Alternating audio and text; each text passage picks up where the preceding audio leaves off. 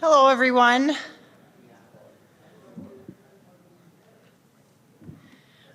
I'd like to say thank you for everyone who has decided to come out this evening.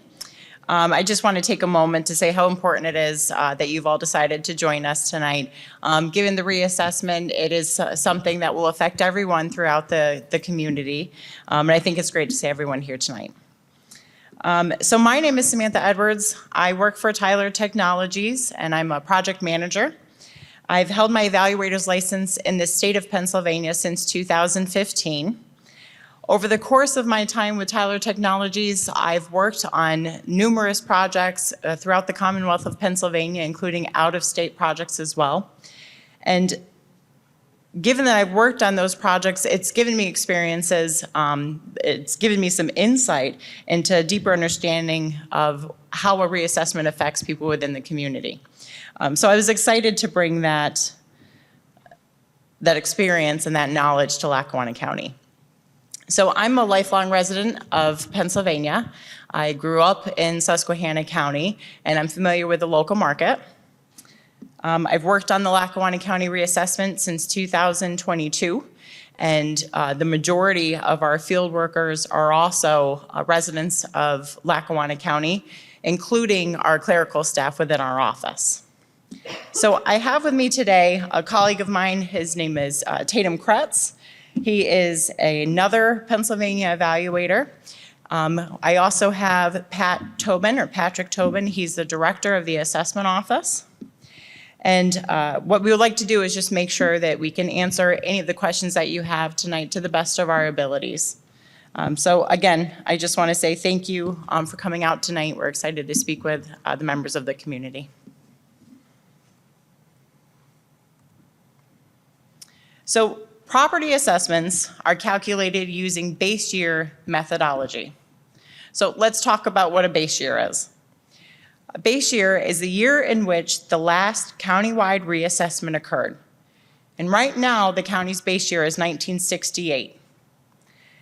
After the reassessment takes place, for future tax purposes, Lackawanna County's base year will be 2026. So base year methodology simply means that similar homes should have similar assessments until the next countywide reassessment. All valuation tables will remain static until the next countywide reassessment. The assessment of a property is made by determining how much a similar property can be sold for on the open market according to models which were developed specific to that base year. Now, as we all know, real estate market is not static. And over time, that market value will, property will change, and it won't necessarily change in a uniform way. So some properties will appreciate rapidly, while other properties will decrease even. So infrequent reassessments often result in inequity among properties throughout a county. So that basically means some property owners are paying too much, while other property owners are not paying their fair share. So when this happens, a countywide reassessment comes into place. And what we do is we value all properties at their current market value, restoring equity to all classes of all properties. So I'm going to ask Tatum to come up, and he's going to explain to us the reassessment process. Hello again, everyone. Thank you for coming again. So in May of 2022, Lackawanna County officials contracted our company, Tyler Technologies, to provide appraisal services for a full county reassessment. Typically with a county reassessment, there are some typical fears that come into play with that as a taxpayer if you've never been through a reassessment before. And so I want to discuss those three main fears that we've seen in the past. The first one is that people often feel with a reassessment, well, that just means, nothing else other than I'm going to pay more taxes. That's the first fear. The second fear is that, well, that just means the government is going to spend more because they're going to have more money. And the third fear is that, well, if they come to my house and they do a reassessment, they're going to discover unknown improvements on my property. And so I want to take just a few moments and talk about each of these fears individually. The first one is that people will pay more taxes. And usually what that entails is people will ask the question, why are we reassessing now? Well, the last countywide reassessment for Lackawanna County was done in 1968. So when this reassessment takes effect, that's going to mean it was 58 years before. And a reassessment does not set the market and it doesn't predict the market. So once this reassessment is done, as of July 1st, 2024, every value should reflect the market as of that date. So will a reassessment mean that I will pay more in taxes? A property's assessment should reflect the market value. And just like Samantha talked about, the market is not a static thing. It moves, it tends to change over time, which this means that some taxpayers could be paying more than their fair share, and others may be paying less. When reassessments increase, it doesn't necessarily mean that your taxes will increase. This is a true story from a previous project that I was on. I talked to a lady and she came in for an informal appeal or review, which we'll talk about here in just a few minutes. And I was talking with her and she came in because she was concerned that her property value had gone up 320%, which is a pretty high increase in her mind. So she was worried that that meant she was going to pay more in taxes when in fact, and this is a true story, her property taxes increased by over 300%. She actually paid less in taxes the following year. Her taxes actually went down even though her value went up. And so that's something you have to kind of keep in mind. We'll talk about that a little bit more as well. So will I pay more in taxes? Not necessarily with a reassessment. The second fear is this, that it just means government is going to spend more. Will the county, schools, or municipalities collect more taxes as a result of a reassessment? And the answer in Pennsylvania is actually no, because Pennsylvania is a revenue neutral state. Now what that means is, by state law, total countywide tax revenues collected from Lackawanna County cannot be more in the year following a general county reassessment than they were the previous year. Millage rates will be adjusted to take into account the new assessed values. So we've got a slide that kind of goes along with this, and I've got a little illustration to kind of talk about what this means. So in this graph, if you've never, none of you have ever seen this before, but it kind of explains things a little bit. If you've got an assessment of $50,000, for example, and your assessment goes up 100%, so it goes up to $100,000. If you had an assessment of $50,000 in the previous year, your assessment goes up, then, and let's say your millage rate was 100 mills. That means you would pay $5,000 in taxes the previous year.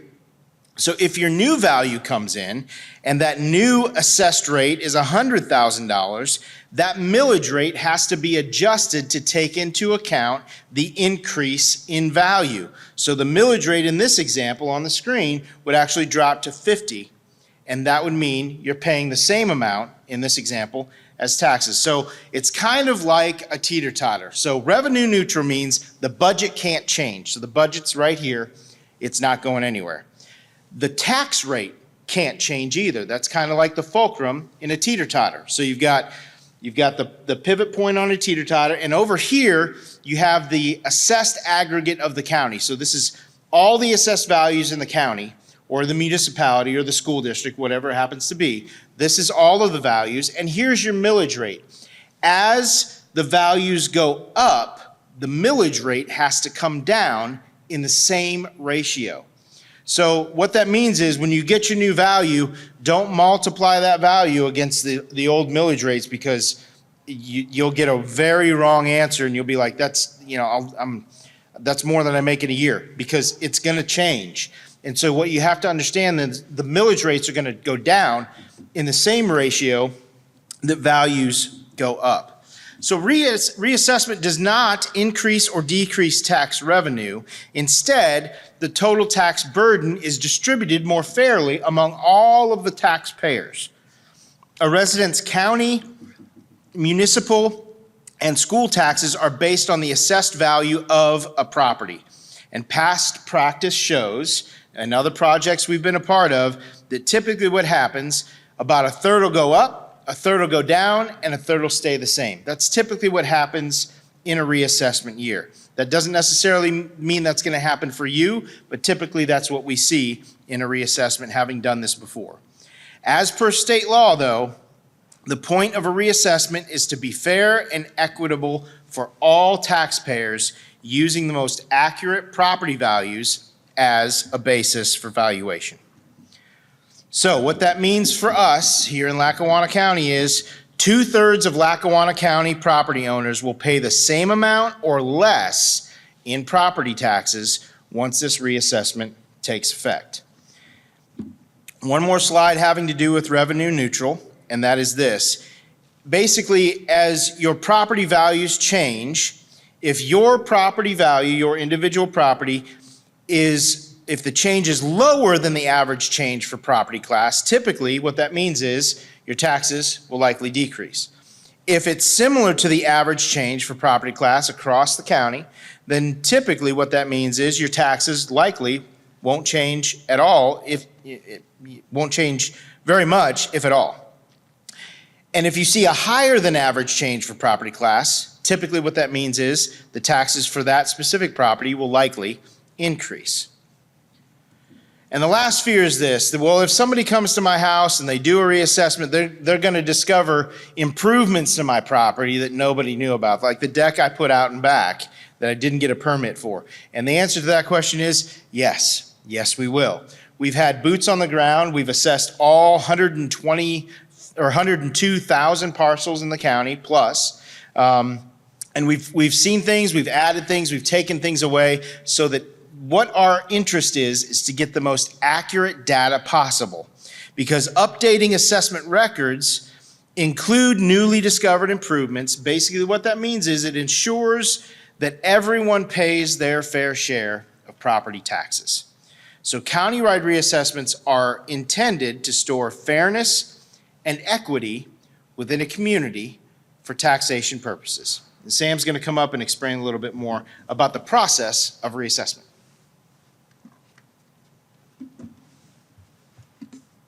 Thank you, Tate. So when it comes to a reassessment, there are several phases that we go through. Specific to Lackawanna County, I'll go through the phases that we've achieved, where we currently are, and where we will be. The first phase is data collection. So this began in Lackawanna County in May of 2022, and we finished collection in December of 2024. During that phase, we also moved on to our data analysis phase. And this is where we review all market sales within Lackawanna County. It's a 30-month period, and that's between January of 2022 and June 30th of 2024. The third phase, which is the phase we're currently in and then we'll be moving into, would be the valuation review and the informal meeting phase. So valuation review in Lackawanna began in January of 2025, and then our informal review hearings will begin next month, and they'll go through May of this year. So when we go out to the field, we start that first phase of data collection. And what our data collectors do is they're taking exterior measurements. They're looking for all improvements that are located on the property. This may have even included, like Tatum had mentioned, structures that were missed in previous years. All observations from that data collector, along with any notes that they had taken, sketches that needed to be updated of your dwellings or any buildings, those were all recorded in the county's CAMA system. And CAMA means Computer Assisted Mass Appraisal Software. So I'm sure this looks familiar for most, if not all of you. This would be a data mailer, which is what we send out to all residential property owners with an improvement on their property. So if you have a residential property that is vacant, we still will be reassessing those, but you would not have received a data mailer for that. So what we've asked for property owners to do is once they receive this data mailer, to look over the information, and if they see any corrections that need to be made, to make those corrections and send them back to our office. At the end of the day, the person who knows your property the best is you. So the other thing is, once we've made those corrections, those will also be reflected in the county's database, and they've been updated. So if you haven't received a data mailer and you believe you should have, or if you saw it and you thought it was garbage and you threw it away, there's still time for you to make those corrections. You can contact our office either by phone or you can email us, and we can get you a copy of your data mailer so we can get those changes made. So along with the data review and the analysis phase of a reassessment, there are several factors that come to play when it comes to deriving to a property value. So first would be location. So where is your property located? Another would be the market. So that's where we look at those sales within Lackawanna County. Age of your home and the condition that it's in, those also are contributing factors. Any improvements that you've made to the property or any improvements that are on it. So a house would be an improvement, any outbuildings or a garage, those are all improvements to a property. And then the neighborhood it's located within. So regarding the sales market, I had mentioned before that we had a 30-month period that we have reviewed in Lackawanna County. So, you know, lots of people and lots of questions that have come up about this is, well, why did we pick that 30-month period? Why did it start from January of 2022 through June of 2024? And the reason being essentially is when we went into contract with the county in May of 2022, typically we start at the beginning of that year for the first that'll be our starting point for the sales, and we go 30 months, which took us to June 30th of 2024. So people ask, you know, well, the market, you know, sales were going through the roof and, you know, prices were really high. And so how does that affect my taxes? And the answer is that we look at a 30-month period and we look at that specific period for everyone in the county. So even if, you know, your house is assessed higher, well, most people's are going to be assessed higher if that's what the market is showing us. So we look at those 30 months for everyone throughout the county so it's fair. So as part of the valuation phase, Tyler's valuation specialist, we've collected data to calibrate computerized models specific to Lackawanna County market. So what that means is we've identified market areas within the jurisdiction. We've developed models relating price to property characteristics. We've used models to select comparable sales prices to subject properties which were being valued. And then we've selected appropriate comparable sales for each individual property. Along with that process is we have to consider 3 approaches to value. So those 3 approaches are cost, income, and the market or the sales approach. So the cost approach provides an estimate of value based upon the replacement cost of the improvements, less depreciation, plus the value of the land. The income approach, which is typically used for commercial properties, estimates value by capitalizing the net operating income of a property. And the market approach estimates the value by comparing sales of similar properties to properties being appraised. So this month, by the end of this month, all property owners within Lackawanna County will receive a notice of a new tentative appraised value. We ask property owners to evaluate whether your assessment appears to be reasonable. And if you feel it is, there's no action that you need to take. So here's a copy of what a tentative value letter will look like. There's a lot of information on this. I strongly encourage everyone to read through it carefully. But the main question that I want you to ask yourself on this front page is to look at the bottom where we see your tentative value and ask yourself, is this a price for which I could sell my property? If you feel that it is, as I mentioned before, no further action is required. And keep in mind that the information you've sent to us, those corrections from the data mailers, those have been updated in our systems.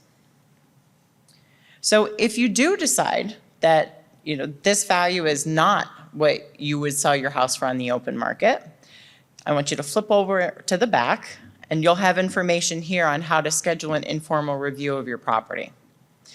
So many things are on the back of this, and I'm going to go over a couple of them now. On a regular basis, we as CPEs, we use the term market value regularly. So we wanted you guys to understand as well what it is when we say, what is market value and how do I know what my house would sell for? So it's defined as the most probable price a property should bring in a competitive and open market. So below that information, as I mentioned, if you feel that your market value is not accurate, you have scheduling information. So who to call, the phone number for who to call, along with a website if you want to self-schedule your hearing or your informal review appointment. And then we also have acceptable forms of evidence. So if we had said on the data mailer that you had a finished basement, and you believe that your value reflects a finished basement, any proof that you have of that, maybe an MLS listing, or if you've had an appraisal in that 30-month span, those would be acceptable forms of evidence that we would take. I will say one thing that would be inadmissible and we won't accept would be your tax bill with your 1968 value on it. So again, if you believe that the proposed value does not reflect the current market value of your property, those instructions will be provided on the notice on how to arrange your informal review of the value with Tyler representative. These reviews give the property owner a simple and efficient means for resolving any discrepancies you may have. It also gives you an opportunity to speak with that Tyler representative to answer any questions you may have as well. So I'm going to have Tate come back up so he can explain to us the informal review process. Thank you, Samantha. So as Samantha mentioned, the informal review, basically, we want to get the most accurate information that we have. So if you see that value on your valuation letter and you don't feel that that is what you could sell your property for, you're going to set up an informal review with one of our Tyler representatives, and those can be in person or over the phone. They're one-on-one meetings with you and a Tyler representative, and we're going to make sure that all of the data about your property is correct. So we're going to go through everything one more time. We'll ask you some very specific questions about your property, and then we'll be able to correct anything that is incorrect. We'll collect new information, correct existing data, and at that point, you'll have one-on-one, you and whoever that Tyler representative is, you can ask them any question you want, and they'll be able to answer any of those questions for you. So the reason we do informal reviews is because the reassessment process is a quality-driven process. So we want to it's quality-driven and we want to get quality results. So we've done quality assurance processes throughout the entire project from start to finish. The first process is quality data collection. So we've been, like I said, to every property, commercial, residential, industrial, utility, exempt. We've been to all of those properties, agricultural as well, to make sure that the data that we have is correct. So that's quality data collection. The second part of the process is detailed analysis and modeling. So we have an entire valuation team. They are licensed in Pennsylvania to put values, because in order to put value on anything in the state of Pennsylvania, you have to have a license to do so, a CPE. So we do detailed analysis and modeling. The third part of that process is accurate valuation, review, and hearings. So every property owner, which I'm assuming everyone in this room is, you have 5 opportunities to be a part of the process. We want you to be a part of the reassessment process. The first is what you're doing right now. So coming to a public meeting, getting educated, asking questions, hearing from valuation specialists like Samantha and I, or county employees who have the same qualifications that we do.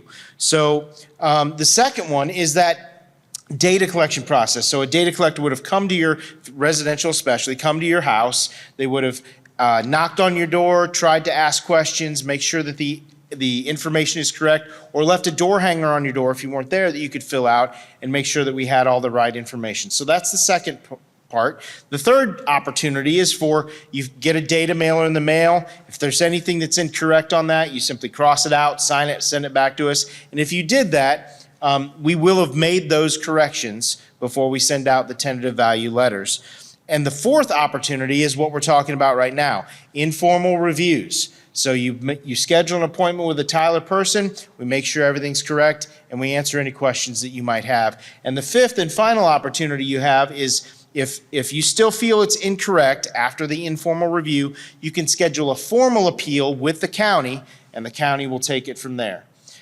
So that is later on this summer. So all of those three parts, the data collection, data analysis, modeling, the valuation, review, and hearings, equals fairness, equity, and transparency. Listen, we're not trying to hide anything. You can ask us anything. We'll do our best to answer it if we know the answer to the question. So it's a fully transparent process. And again, if you do have additional questions after tonight, you can schedule an informal review and we will answer any questions that you might have concerning the reassessment. I'm going to turn it back over to Samantha to finish up the presentation.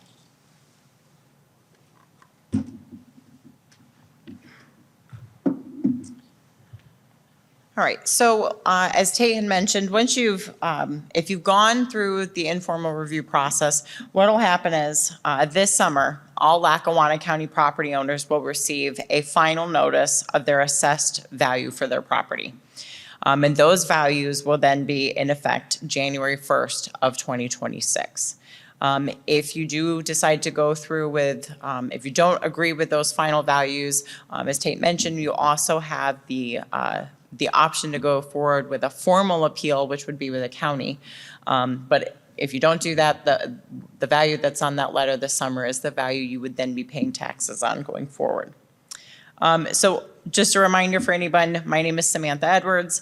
I'm the project manager for the Lackawanna County Reassessment. This is my email. If any of you have any questions that you would like to reach out to me, please take that down. If you're looking for a data mailer, or you haven't received anything, if you have any further questions after tonight's meeting, anything that's not answered, don't hesitate to reach out to me. And then we have Patrick Tobin's phone number. So like I said, he's the director of the assessment office in the county. So this is his direct line if you have any questions for him.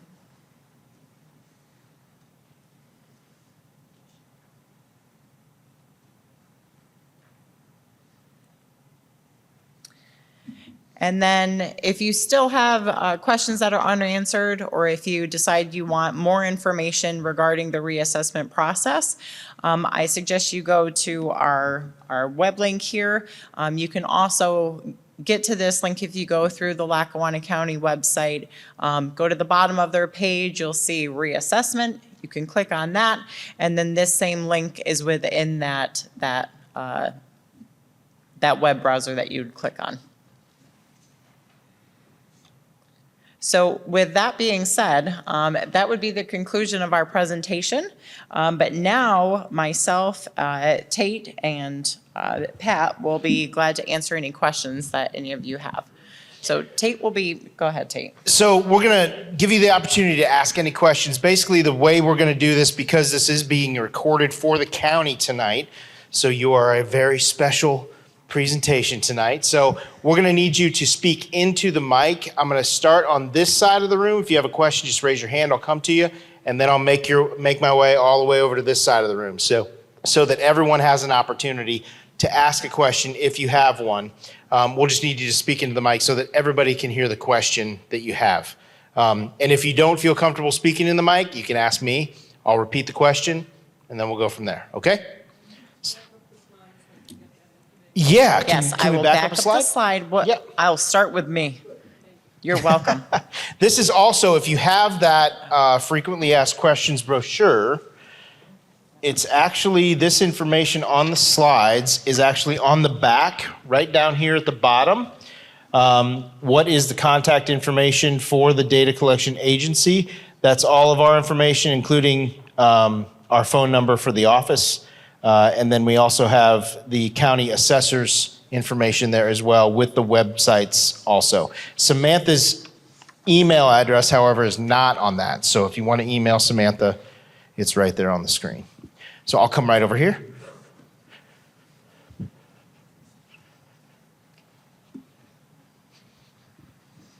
So it's my understanding that this assessment is not complete until you get your mailer that says what your home is worth.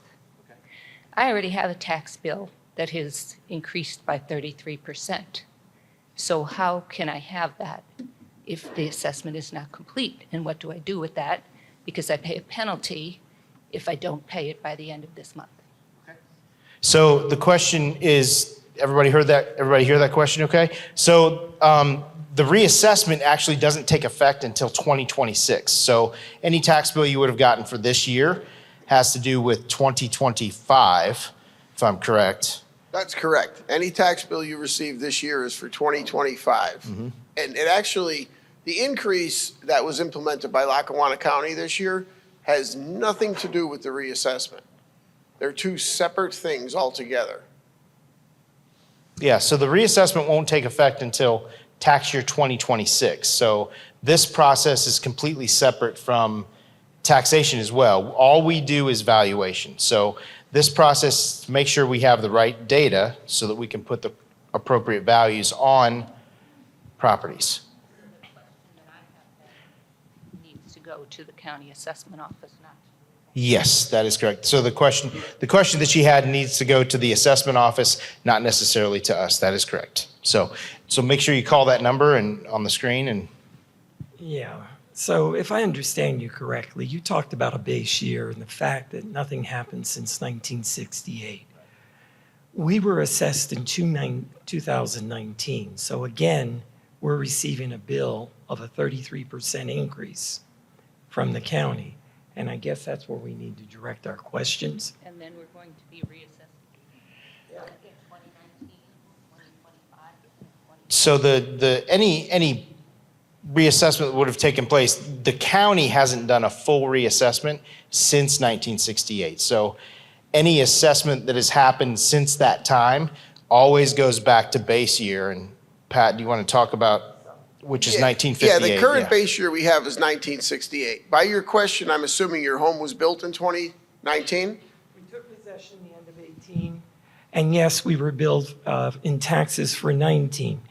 And the question that I really have is I was already assessed at that point. No. Yes, I was. I'm sorry, I tend to disagree. No. There is an assessment on your home. And if you took possession of a property in 2019, the assessment never changed. The assessment was the assessment prior to you purchasing the house, and the assessment remains the same until January of 2026. I did not purchase the house, I built it. Okay. Okay, In so- 2019. And as we look at the information recorded, it's not even correct. As a matter of fact, if you look at our property, it's just basically a vacant lot, and they claim square footage, okay, and number of baths and beds, which isn't even correct. So that's current. So again, yeah, and I'm looking for quality information. You also talked about market income and cost. Correct. So I assume you're dealing with capitalization or cap rates? Okay, you guys are Well, CPEs. Yeah, that's if you use the income approach. And That's basically income approach is right, right. Now, based on NOI. right. At the assessment office, what we do is we take what we calculate to be the cost, unless we have direct permits from where your property was built. And then we would know what the cost of the home was based on your permit. Then we have a formula we use that's provided to us yearly by the state of Pennsylvania. And once we come up with your cost, believe it or not, we divide it by 6%, because that's what we're down to in Lackawanna County. 6% of the cost because it's been so long since we reassessed. So you were assessed in 2019 when you completed your home. You weren't reassessed. You were just assessed. And we put an assessed value on that. I just got a bill for a 33% increase. Right, which is totally separate from the reassessment. That is something that the county commissioners decided they needed to do this year to meet their budget. That has absolutely nothing to do with the reassessment. So you're saying again, the process isn't complete and we should speak with Lackawanna County? Yes, about your current assessment, absolutely. You can call me at the office. My phone number is 570-963-6728. Do you have a business card? I do. All I right. just have a few. I'd be happy to unfortunately. speak with you. Another question up here? Yes, ma'am. And then I'll come to you. Yeah. When you said the taxes wouldn't, you wouldn't pay more in the first year after assessment than you did previously and the millage would be adjusted, what happens the second year or the third year? So Samantha, do you want to answer that question? Yeah, so as we had mentioned before, the reassessment is it's revenue neutral. So your taxing bodies cannot make changes to their budget. They can't increase their budget from the previous year because of the reassessment. However, once that first year is over, it's business as usual. So wherever they see they need to make changes, they go forward as they usually do. I just have one question about how the properties are assessed. Like you listed location, neighborhood, and whatnot. And I know a lot of people in Throop are very familiar with the smell of the dump. So I don't know. I just wanted to ask if anything like that contributed to the property assessment as well. So there's several different things that come to play. First would be the location of the property. What we do is we have properties that we delineate to neighborhoods. When I say a neighborhood, it's smaller than just a municipality. Typically, it's going to be, houses that are on the same road as you, maybe, a few block radius, but it's smaller than a municipality as a whole. We delineate each property into a neighborhood. Once we do that, then we review the sales within those neighborhoods. So when I say we're reviewing sales, these are true arm's length transactions. So it's properties that have sold on the open market between a buyer and a seller that are neither under duress. So depending on what the market shows us, if we see in the market that a particular neighborhood or a few neighborhoods in this specific area are significantly lower sale prices because that may be a contributing factor, but we will look at that, but we base everything off of the market within Lackawanna County. So if the sales tell us that there's a reason, we will make sure that reason gets adjusted with our sales, our value, excuse me. Okay, now, when you sent that paper out, the first paper for the reassessment? Yes. Mine was most of it was wrong, and I made the corrections and sent it back in. Okay. Now, you said that you're going to put this into a computer base. How do I know that you actually did that and I actually got? Because my You wanna know- property, Yeah. they had 2 bathrooms and 4 bedrooms. I don't have that. And then they assessed my garage as an apartment building, believe it or not. Okay. And it's not. So you want to know if your changes were actually made. Right. So when we receive a data mailer, we review the information that you send to us. And for the most part, if you send it to us, we're going to change it. But we do use our discretion. There are some things that we can look at and say, well, I don't really believe that. So I'll give you an example. If we see that we have a property that comes in and it's 6,000 square feet, and we had that there were 3 full bathrooms and you're saying there's only 1, I don't believe that you have a 6,000 square foot home with only 1 bathroom. So I wouldn't make that change. That would be an example. We've had, there's other ways that we can confirm that information too. If we have an MLS listing of that particular property, we do try to do our homework before we make any changes. But if you're sending in that you have 4 bedrooms and not 5, we're just gonna make that change. You say you have 2 bathrooms, you have 1.5, we said you had 2. I'm trying to say is like, how do I know that you're actually, you know what I'm saying? Yeah, make a note. Sure.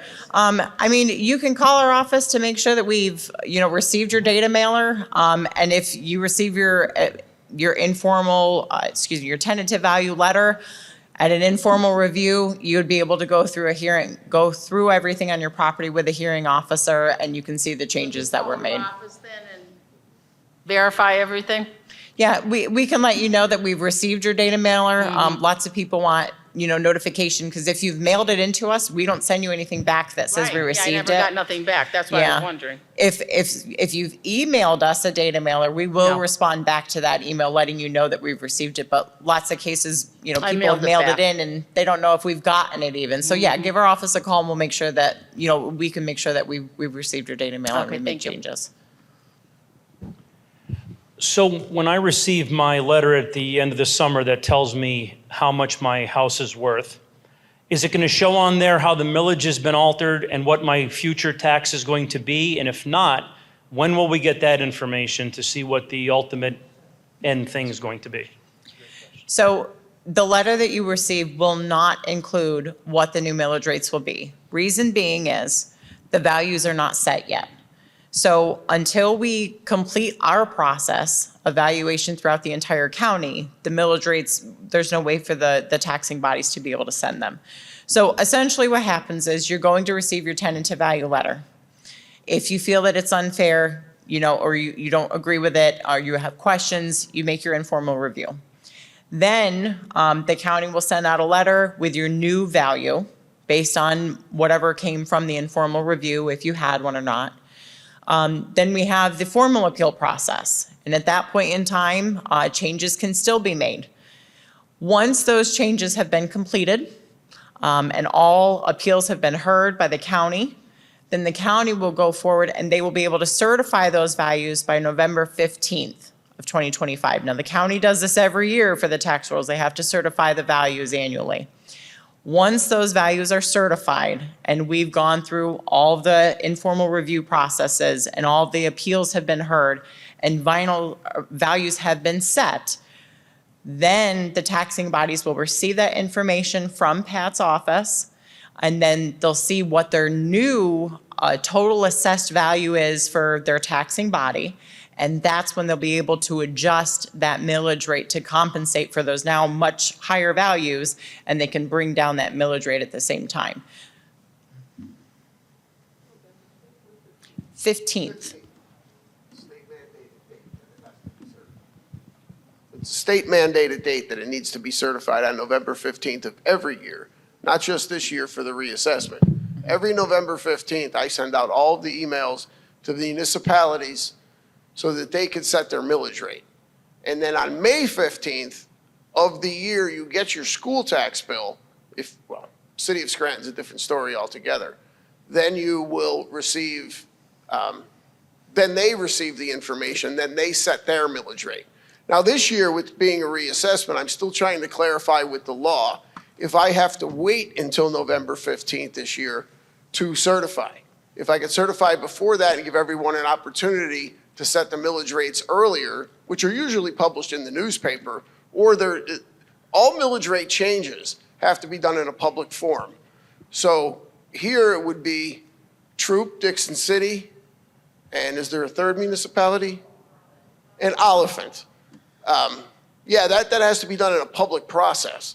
So you can go to those meetings. You could listen to the reasoning and what the millage rate is going to be, because they're usually set at the end of the final meeting. But in other words, once everything gets certified, then the millage rates gets established. And then you can calculate your taxes based on the millage rate. But shortly after that, you will receive your tax bill for that year. Does that make sense? I hope so. I believe this is what people want to know. If you're assessed at $10,000, your tax bill is $900 this year. What is the fair market value for my taxes to stay the same? 100,000, 200,000? Unfortunately, there's no way for us to know. I can't speak for any one individual believe property until, like, the whole county has to be looked at. I mean, so we talk about assessment, and I know right now you associate that your $10,000 assessment equals $900 in taxes.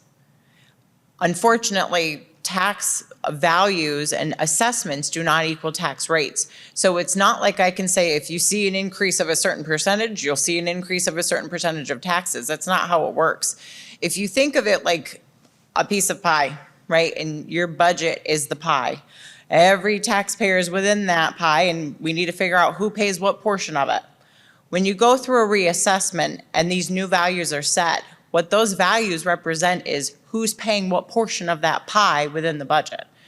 So old reassessment from 1968, those values, people could be paying too much of their share, people aren't paying enough of their share, people are right where they should be, and they have been all along.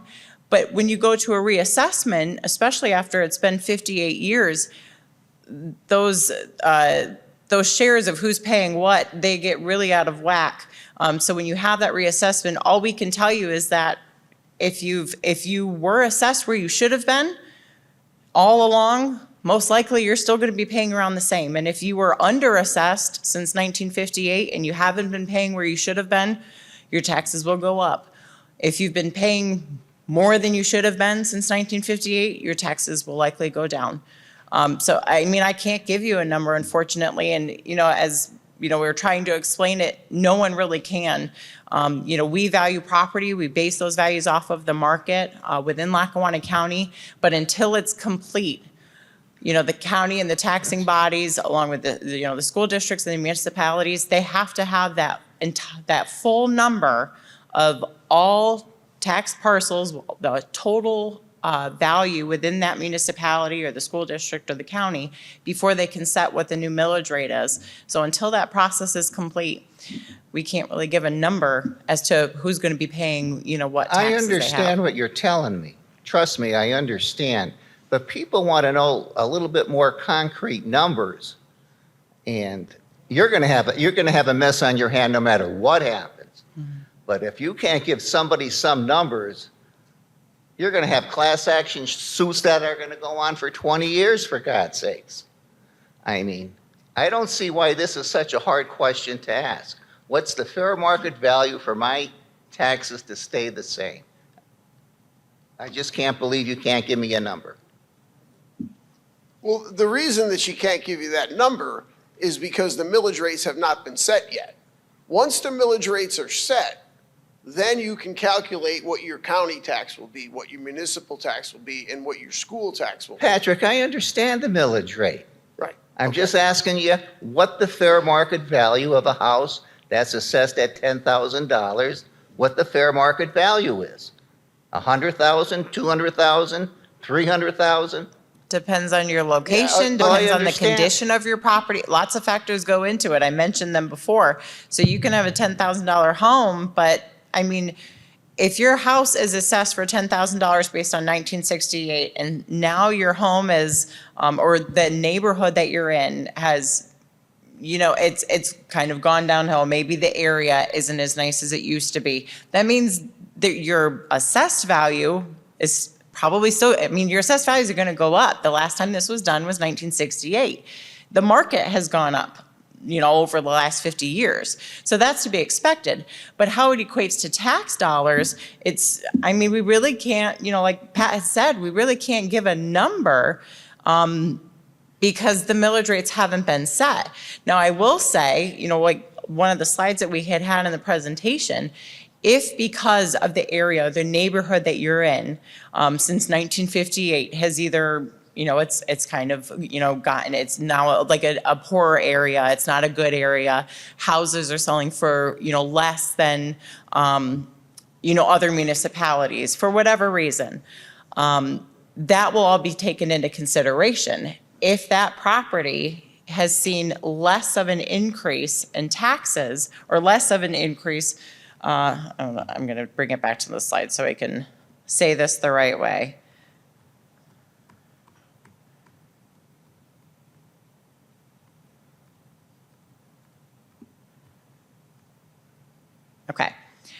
So if you see like a lower than average increase for your specific property class, you'll likely have your taxes decrease. So what that means is that if your entire neighborhood, all of you have been assessed, but the average change is lower than the rest of residential properties, that means that your taxes will likely decrease. I'm hoping that this will kind of, I know you're looking for a number, but unfortunately, there's just no way for us to do it. You're going to confuse everybody. Everybody is up in arms now. And you're only putting. So the main answer to this is we don't know because the project isn't complete yet. We won't know until the project is complete, until we turn the values over to the county, which is going to be in June. Well, you have to have an approximate number of what a property is worth. Yeah, we don't at this point because the process isn't done. So you're evading the question as far as I'm concerned. I'm not evading the question. We don't know what the total assessed value is going to be for each municipality. Once that's established, that borough or that council of that borough will set a millage rate. Well, Patrick, you're not communicating properly to everybody here and the people of the county. They want some concrete numbers, and you can't give it them until September, is that what you're saying? Well, November 15th is the state mandate to certify the tax roll. And yeah, we'll know that on November 15th. And you had alluded earlier to a massive class action lawsuit. To have a class action lawsuit, you have to prove either negligence or malfeasance. These are, They're not gonna be dead, people are gonna be up in arms, like these people that just built a house. right, but these are state mandated deadlines. We can't change those even if we wanted to. We have a question right here. Yes, I live on a block with approximately 5 rental properties. Are rental properties assessed as rental properties? So to answer your question, it depends, first of all, on how many apartments are within each rental property. So we have different classifications that would say, okay, 1 or 2 through 4 apartments would still remain residential, but they would be compared to other similar apartments. They'd all be residential. This is old structures, Okay, usually 2, like we call them double block homes. So is that home assessed as 2 separate homes or 1 home and usually the property owner is not in residence. It's strictly rental. So Okay. how is that assessed? so it's going to be assessed with similar homes. So if you have multiple homes that are duplexes or they're twins, or just a house that has 2 apartments in it, we are going to look at those, they're going to be compared with other homes that are similar to that. So if it has 2 or 3 living units in it, it's going to be compared to other 2 or 3 living unit homes. So they are assessed that way. Oh, yes, yes. You know, like I live in a single home. On either side of me are rental units. Right. Now, they're larger homes than my home. So the assessment goes by the size of the home, I assume, right? Yep, so that's why we take our measurements, so we can account for square foot living area. So that comes into play. We want to make sure that if we're comparing, we've got to compare apples to apples and oranges to oranges. So if you have a single family home, we're not going to use a multifamily home to compare to yours. Whether they sold right down the road or not, even though it is a sale and it could be your neighbor, it's not a comparable property to yours. So we have to look for properties that are similar to yours, a single-family home, similar to square footage, the similar style. So if you have a 1-story ranch, we're looking for other 1-story ranches or maybe a bi-level or a split level, something very similar to that of what you have. Similar condition as well is what we take into account also. Thank you. Okay, I think I have a question for Patrick. Yes, sir. Previous to now, you used to be able to go on the county's website and be able to see every one of the properties on your block and see what their assessed valuation was. Correct. Now, will we be able to do that with the new assessment? Yes, absolutely. All the information is going to be repopulated with the reassessed information in January of 2026. I'll get to you. Yes. So where's the transparency on our side? Well, once we finalize the tax roll in November 2015, all of that information needs to be input into the county website and then activated, and we can't do that until January. We're not trying to hide anything from you. All of the records in our office are a matter of public record, and you could stop by the office anytime and ask for that. Okay, so this is being done in March, Correct. and then we're gonna have our informal meetings in the summer, which we won't know anybody else's information until November 15th. So January. informal, so everyone is going to receive their new tentative value letter by the end of this month. Then we'll go into the informal reviews, which will go through the end of April, possibly the beginning of May. Still, changes are still going to be made at that point in time, and because changes are being made, you know, us as, with what we do in a reassessment, what we do is we essentially appraise every single property. Doesn't matter what the classification is, commercial, industrial, utility exempt, residential, agricultural, we look at everyone. When we do that, that is our work file. So our work file, until it's completed and the values are certified, we can't share information. Like, I can't share your information with this gentleman, and I can't share your information with this, you know, this woman. But what we can do is give you your information and ask for you to make sure that what you see, you agree with. And if you don't, and you feel something is wrong, let us know how to fix it. You know, if you see, and the way that you can do that, the best way to do it is, I mean, you can talk to your neighbors. Go ahead and talk to your neighbors and see what their letters say if they want to share that information with you. I'm not going to discourage it. You can look up what houses are selling for near you. Find your own comparables. If you want to see, I mean, we have comparables, and if you have an informal review, we'll share those sales with you. We won't share the property owner's information, but we can say, here are 5 sales. We have this property that sold at this date, and it was for this price. We have a picture of it. And we do that for all of our comparables, and there are 5 that we use for each individual property. So we will share that information with you, but we can't share, you know, everyone's individual information with their name, and we can't do that because it's an open work file.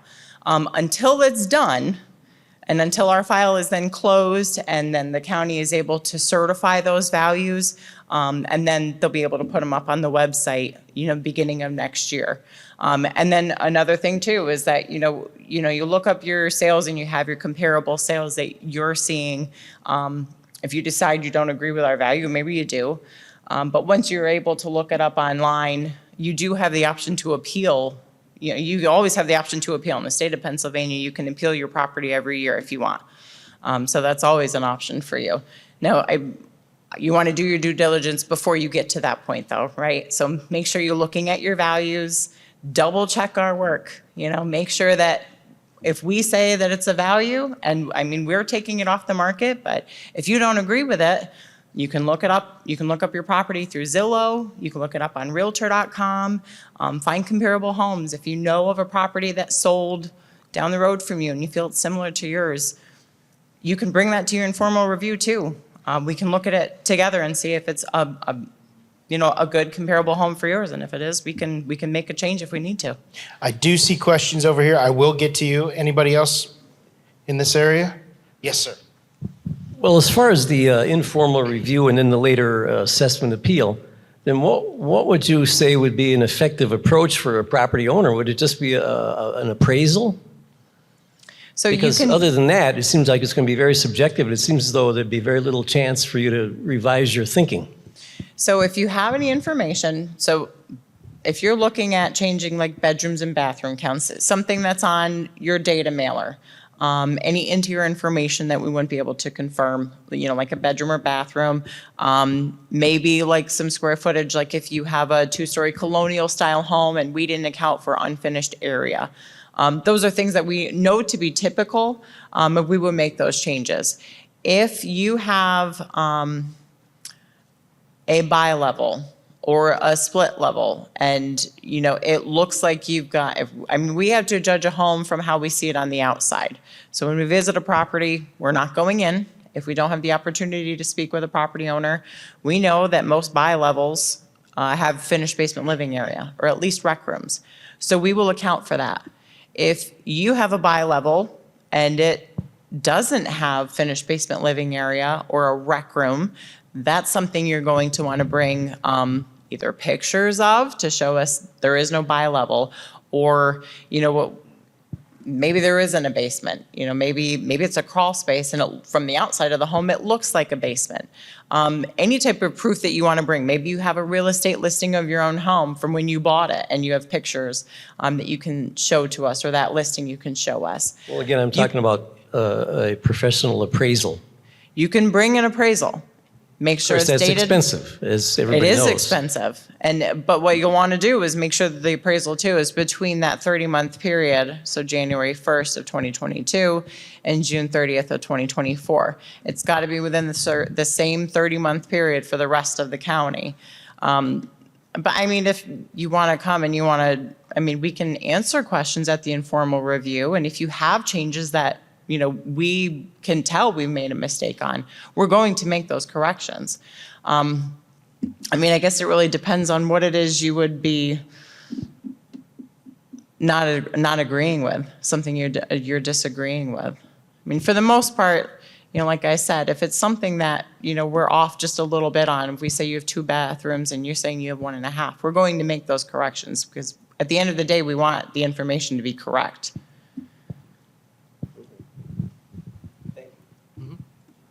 I'll get to you. I'm coming to you next, and then you. And you. Yeah, everybody will have an opportunity. You said that you assess homes similar. So Yes. if I had a property in Dixon City with 2,000 square feet, is it compared to homes in Dixon City or homes all through the county like Waverly and Clark Summit? So you've heard me say, we look at properties within your neighborhood. So Yeah. if it's in Dixon City and we have a smaller demographic and we say we can find 15 sales just in your neighborhood, and there may be 200 parcels in your neighborhood. If we can find 15 sales that are similar to your home within that neighborhood, that's what we're looking for, and that's where we're pulling the data. If we have say we have a municipality that's not as condensed, maybe in like Greenfield Township, where there's not many sales and they're larger parcels, okay, so now we're going to look for the neighboring muni, and we're going to see what sales have happened there. We try to stay as close to that property as we can to find those similar homes. If we don't have sales to look at, then we start expanding where we're looking. But we try to keep it as close as we can within the municipality at the very least. Thank you. And if you lived by the river, let's say you were in a flood zone, was that already taken in consideration? So if you're in a flood zone, that would be great proof of evidence. If your property floods regularly, that's something that you would be able to bring as a form of evidence to your informal review, so we can make some adjustments for that. Some things have already been taken into consideration. We don't have access to flood maps, but we can see if a property is waterfront or if it has a water view. If we can see that there's a golf course. Those are things that we will also take into consideration as well, as long as the market says these houses are selling for significantly higher and we have to see why is it selling higher. There are some areas that we can say, oh, what's selling higher because these are all waterfront. And as soon as you step back from the water, they drop $50,000. So we'll see that from the market. I have a couple of questions. I don't have a traditional home, I have a townhome, and I did not see your assessor. And I bought my property 18 years ago. Now, right across the street, they just finished building another townhome. So does the comparison, the age of the property come into play? And two, when you were saying the real estate value that you did it over a 30-month period, we know that real estate has gone up, it's come down, it's leveled off. Do you take an average for that value? So we don't take an average. What we do is we look at like the mean and the median of the properties. So I'm going to answer, you've had a couple questions. I want to make sure that I get all of them answered. Okay. So you have a townhome and you didn't see, no one came to your property in particular. Typically with townhomes, they're all cookie cutter, right? So the way that we get the best information is not going to 25 or 30 different townhome property owners. What we do is we find an office manager if we can. We say, can you give us this information? Because if they're cookie cutter, we know that we can say every single one is the same. They all have the same bedroom counts, bathroom counts, square foot living area. They're all built the same year. Great, we have all that information. Where we can get all of that information, we know it's accurate. So you may not have spoken to a data collector at your home particularly where they went to see a property manager instead. Same will happen with mobile home parks. We will go to the property owners, but the first place we want to go to is a property manager so we can get all the information we need to, where they can give us more information typically than a property owner can, and we know that it's more accurate. Now with regards to the age, what was your question about the age? Well, mine is 18 years old, and across the street, they're actually just moving in right now, and they're paying current value prices that are on the market. But I also know that their square footage, like they have a 2-bedroom versus I have a 3. So how do you account for like brand new real estate that's just being built? So right now, and this is a tricky question because right now with your assessment office, and I'm sorry if I'm speaking out of turn here, Pat, with your current assessment office, they have to take everything that's new built and they figure out what the value is, and then they take it all the way back to what it would have sold for in 1968 because that was their base year. That's how Pennsylvania works. So even if it is built brand new and it sold for $250,000, it's what it would have sold for back in 1968. Come our new base year in 2026, it's okay. What would it have sold for as of July 1st of 2024? So that's the date after we have our 30 months of our market analysis. So the age comes to play. We have to take into consideration, a 1968 home versus a 2024 home. There's a very big difference between the two. And so yes, age comes to play, but again, that information we would get from the manager, from the office, along with the bedroom counts. Like I said, the management office, that's where we want to go for townhomes. So if we didn't go and speak to you individually, that's the reason why. Okay, and one more. Where it's located, you're close to commercial strip malls and gas stations. Does that come into play? It does. We do take into consideration topography and then location. So it's similar along the lines of if it's a waterfront property or water view, if it's in a very busy neighborhood and how busy the traffic is. If you have land that's, steep, hilly, if it's a large incline, if it's flat, all of that is taken into consideration when we derive to these values.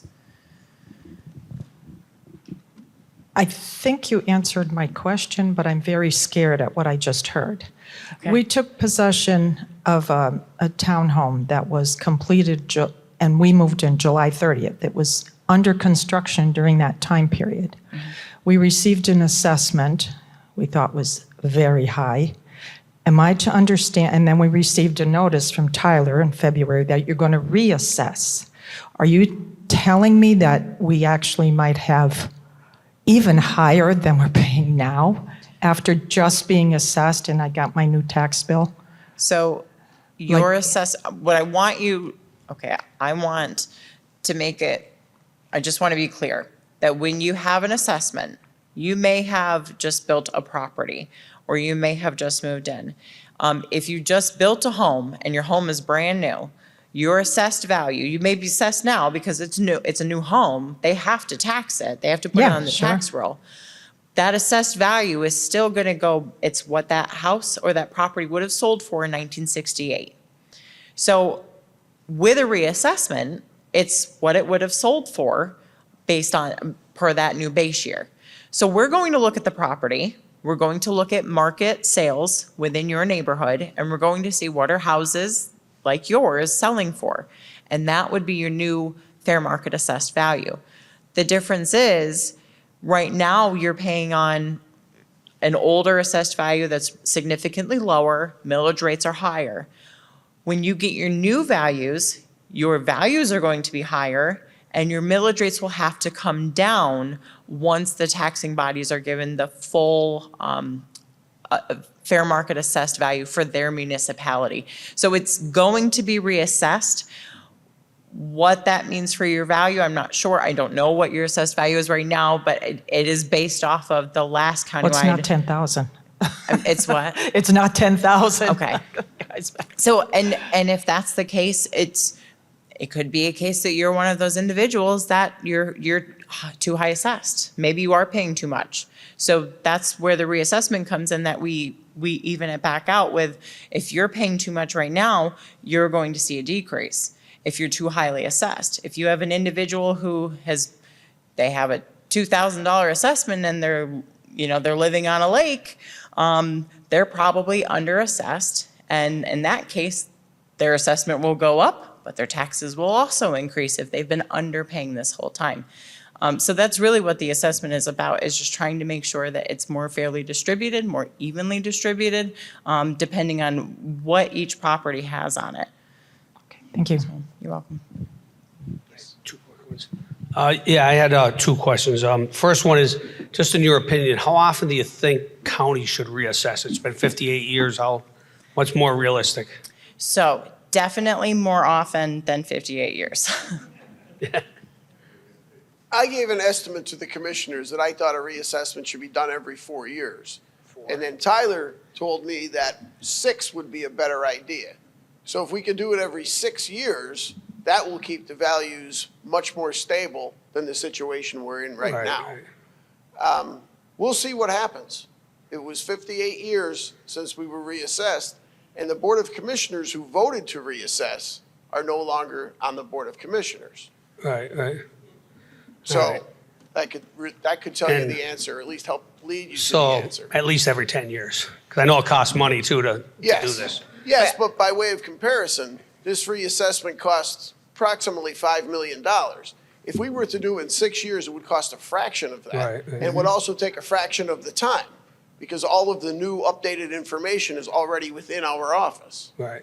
Okay. Yeah, so can I just add to that as well? So being that it has been so long since the county had a reassessment, I think we said the term, we say it's boots on the ground. So we had data collectors in the field. What they went out to the field with was, we have a parcel number, we have an owner's name, and we have a situs address. And that was it. We didn't have dwelling information. We didn't have any interior information. We did not have any historical information. We collected everything from the ground up on everyone's properties.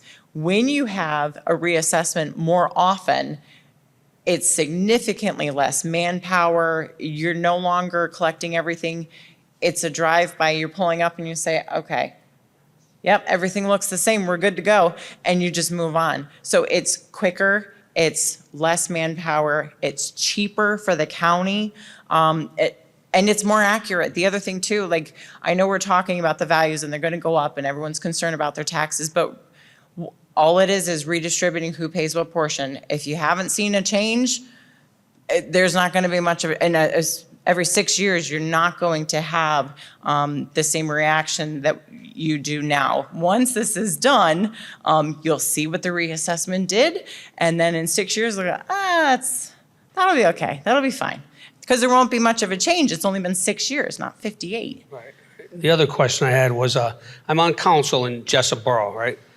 And not that that has everything to do with this next question, but I was a little confused when you were talking about if your assessment goes up, the millage is going to come down. You guys are going to dictate that to the boroughs so that we keep our property tax income the same? I'm also looking at this as a homeowner also. You know, that's the way it sounded to me for the first year. That's what I heard. Right. Millage rates are based on a simple math problem. Right. If you have $100 million in total assessed value right now, a millage rate, they set that based on they have $100 million to choose from, Right. all three taxing bodies. If it goes closer to, say, $1 billion, they have to lower the millage rate because they can't collect more than they need. Right. It's not a business. No, what I'm getting at is I kind of heard, and maybe I just heard it wrong, that you said for the first year, millage will come back. So if Jessup Borough is collecting $1 million in property tax a year, we have to adjust our millage based on the assessments that are going to go up Correct. so that we only can collect $1 million Correct. for the first year. Right. And then we can make corrections. So basically the first year, okay. Yeah, I think I in got it. 2027. So the borough, it doesn't really mean the homeowner's not going to pay more. It means the borough cannot collect more, Correct. right? Yeah, Okay. because the individual homeowner, they may pay more. Right, right. Why did the county raise their taxes, the 33%? Why didn't they wait until this assessment was through? I can't answer that question. That's not something that we deal with in the assessment office. Well, you're from the county, correct? Correct. Yeah, I'm with that the would be a assess- question you'd have to right. ask the commissioners. Yeah, and that decision was made by the county commissioners, and unfortunately, they didn't share their decision-making process with me, Yeah. believe it or not. Yeah. So I just had to Yeah. accept it like everyone else. I live in Old Forge Borough. I too got a 33% increase. I understand, Right. we all got hit Yeah. with 33, but. Correct. Why did not the county wait until this was all finished with Tyler and then raise do what they have to do with the county taxes? No, they hit us with 33 and third, now we're getting hit again. Well, I think they tried to cover their expenses this year because as was stated earlier, you can't increase taxes next year Why? because it's against the law in Pennsylvania the state state law. of Pennsylvania. In the year of a reassessment, it has to remain the same as it was the prior year. Correct. The budget cannot change. Right. Budgets cannot change. They cannot take, a Correct. taxing body cannot bring in more money because of a reassessment. So, Isn't that a coincidence, though? Like, isn't that a coincidence? The county raises their taxes, and now we're getting hit with this tax. Is that a coincidence? I know you're saying it comes from the commissioners, but I don't know, it seems a little fishy to me or something. Again, I'm not in the position, or nor do I have the authority to answer that question. That's for the commissioners. I apologize. So will the reassessment values affect the county? can we get a mic? No, the county will have the same budget requirements next year. For 2026, they have to deal with the same numbers they used for 2025, which is when they implemented the tax increase. So they can't have a tax increase next year. 2027, they're free to do whatever they want again, just like Jessup Borough or Oliphant Borough or Dixon City Borough. Well, I'm going to ask one more question. Sure. And you probably don't have an answer to this, but I'm wondering why none of the commissioners were here tonight. 'Cause this meeting is about the Yeah. reassessment process. Yeah. Sure. No, I can't answer that. I don't know what the schedule is of the commissioners, nor do I dictate it. I will say this, the commissioners have a public meeting Yes. every month. Yes, they do it, yeah, every Yep, 2 weeks. and you're welcome to go to every one of those meetings, and they will answer any question that you have. Yeah, every 2 weeks. I believe there's one tomorrow, a public meeting. Okay, Pat, this is for you. We're going to get a letter stating basically what our property, you feel our property's worth, okay? Correct. All right, so say I get my letter, I say, oh, yeah, I'm happy with it. Then it comes tax time, and I say, whoa, am I still able to appeal? Yes. Okay. As a property owner in Pennsylvania, you can appeal your property taxes every year. Okay, and is your office going to be prepared for, you figure a third go down, a third stay the same, and a third go up? Well, more than a third of those people are going to The look. plan is that we will be prepared. We currently have one Board of Appeals. For the reassessment, we're going to have a total of 5. There's going to be our main board, which will handle any complex appeals. And then the 4 auxiliary boards will handle basically residential homes. And they all have to have training, again, state mandated. I believe it's 9 hours of training they have to go through. And then they can sit on the auxiliary board. Bear with me, I got a couple of questions too. First is total rooms. What constitutes a room? Does that include the bathrooms that are listed separately? So for a total room count, it would be the number of bedrooms you have, and we're excluding bathrooms, hallways, and closets. Okay. Second, what constitutes, I know it's going to sound crazy, what constitutes a fireplace? A fireplace. So it has to have a vent that goes out of the home. We're not looking at pellet stoves or what's another one that people usually, wood burning stoves. We don't consider those. So it's got to have the chimney or it's a prefabricated fireplace. All right, so if I had a wood burning fireplace and a separate gas burning fireplace, 2 fireplaces, right? Yes. All right. And again, I'm probably a newbie here. I've only been here 18 years. Every place else I've lived, millage rates were always based on above grade. Is that still the case or no? So you're talking about square foot living area? Yeah, square foot living area is based on above grade. Above grade, correct. It means everything above the ground. Everything above the ground. If you have a full unfinished basement, that's not being included in the reassessed value. Well, that's why I asked, because I have a bi-level with a finished bottom floor, which is below grade. Right. So I'm not going to get taxed on the below grade, just what? It does go into the, yeah, here. So finished basement living area does go into the valuation. However, it is not included in square foot living area in Lackawanna County. So it does have a value, but it is not the same as above grade square foot living area. Correct. On your data mailer, depending on when your data mailer came out. So when your data mailer came out, if it was, I want to say there was a cutoff period, because initially when data mailers first went out, so that would have been like Taylor, Music, Old Forge, we did have it included in that data mailer. And then the county had made a decision and said that doesn't seem, we think it's going to confuse people. We want to make sure that they can see what the square foot living area is, so that's living area above grade or above the ground, and then what their finished basement living area is or their rec room area is. So we split it out. So if you want to make sure with what we have, that would be another question that you can have answered at the informal review as well, to see what your square foot living area is. If you just got a data mailer, you'll go off of what that is. If you just got it in the last couple of weeks. What about if you have an outbuilding, it's not a permanent building, like the sheds that you buy at home, go in those? If it's below 250 square feet, we're not picking it up. What's that? Can you repeat the question? Oh, he asked if they have an outbuilding that they purchased from Lowe's, but you said it could be movable. If you have an outbuilding that's under 250 square feet, we are not picking those up. If it's over 250 square feet, it would derive to a value. You're welcome. 2 easy questions, I think. One of the gentlemen mentioned that the assessment in Lackawanna County is approximately 6% of the price of the properties. Yeah, that was me who said that. So, okay, so that would mean that if I buy a house for $100,000, I'm probably going to be assessed at $6,000. No, if you buy a house for $100,000 currently, The assessment that is on that home will remain with you. I'm talking about brand new. Well, yeah, brand new, it would be based on the cost of building the home. And then we have a formula that's provided to us every July 1st from the state of Pennsylvania that shows us what our, well, it's called a step rate. I won't get into that.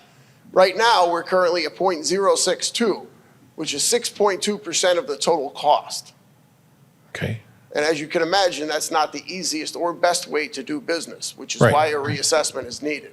Yeah, what I'm looking to is, based on what you said, it looks like I have been overpaying my taxes for 30 years. And I had my assessment lowered. Okay. So my property is probably one of those that's going to have a lower assessment. The other question is, I received 2 mailers. I assume the second one had the corrections I made in the first one, but it didn't. So I'm wondering if, was this a mailer that, because we did have an area that situs addresses were incorrect. So we had noticed that situs addresses, data mailers, so we have some mass updates that we have, like our tech team do. When they had done that, situs addresses got skewed. So what we did when we noticed after they had gone out, we decided to remail those areas. And the only change was the situs address. No other change. I sent the first one in with changes, and the changes were not reflected in the second one. They would not have been changed. It would only have been a situs address. So if there was a change, it would have been the situs address. Why did I get a second one? We resent everyone for that municipality that was affected by that situs Well, address. are you in Archibald or Einan? Yeah, that's where the unintentional mistake was made, in Archibald and Einan. That's why they were resent. You were resent the same data mailer, but with the updated and the corrected address. So this, The address was strange. right. Okay. It certainly was an unfortunate timing, I guess, because I got it soon after I sent the first corrections. Yeah, they quickly updated the mistake and resent the mailers. We didn't have that problem in Blakely, sir. I didn't see who asked that question. Yeah, we didn't have that issue in Blakely. Mine was. I live in Penville, I got 2. I sent my first one back with corrections. I got a second one, none of the corrections were in it. Right, so I'm gonna have to look back and Yeah, remember we're- which areas we looked at. Because when we send out some of these, we're sending out 5,000 of them. It's not that so we're sending out quite a bit of them. I'd have to look back from our records to see what areas were affected. But we did have a mailing of the data mailers that had gone out, and we had noticed that the situs addresses were wrong. So when I say the site, it's the property address. So where your property is located. It's not your mailing address and where you receive your bills. It's where the property is actually located. So it was noticed that those addresses were incorrect. And what we did was we had the correction made and we resent the data mailers. There were no corrections. If you had sent us back a correction, that was not reflected in this. The data mailers were already, we had already sent them back out at that point in time. Or we had already run the batch to send it back out. So just, it's a timing issue. So if you had sent in the corrections right after and then we sent you a new one, it's because we already sent that batch of the corrected ones to the printing company and they had already, you know what I mean? There's a few days. I got an email acknowledging, because I went through the email. Yes. I got an email acknowledging that, yes, they have the wrong address, but no mail, no second mail. No second mailer. Okay. That was Ward 2 in Blakely. Okay. Yeah, and you should have received a second one. If you want, you can give a call to our office so we can make sure that your property address is correct. Just so you guys understand too, I want to make sure everyone's aware as well. Part of our process in the assessment office will do the same thing. You have your situs or your property address. We don't solely go off of that location to find it. What we use is the county's mapping system. We go by the map. That's what we follow to make sure that we're we're at the correct property. So we go by the situs address. If that appears to be wrong or incorrect, we look at the map to confirm it no matter what. So I know that the situs address was confusing for everyone when they received their data mailers, and it was way off from where they actually were. So we did resend the data mailers to those that were affected by it. If you hadn't received a new data mailer showing that updated situs address, you can give our office a call and we'll make sure that you get one. You're welcome. Yeah. I have a couple questions, but I first want to make a suggestion. I know some people had mentioned that they received confirmation if they made changes to their mailer, if it was through email. But there are a lot of people, as you consider a lot of elderly people that may not have a computer have that opportunity. And I think it's fair that they see that their corrections were made as well. So if you receive something by mail, a correction notice to the homeowner, would it be appreciated, I'm sure. So I just want to make that statement. I think it's safe to say that many of us are on edge about the whole process, right? Thank you for being here and allowing us to come and ask questions. I think it helps ease our minds a bit. But overall, I think ever since it was mentioned that there's a reassessment, people are on edge. That's just natural. What I'd like to know is, over the past, you said you've had several clients that you've gone through this assessment process. Can you say about how many % are satisfied with the values that you attach to those properties? You can? Go ahead. Go ahead, I can do this. So the last project that I was at Beaver County, Pennsylvania. I was a part of the full reassessment team that did that reassessment. And from the data mailers to the informal reviews. So there are 93, at the time, there were 93,600 and some odd parcels in Beaver County. Of those 93,000 parcels, we had scheduled for informal reviews.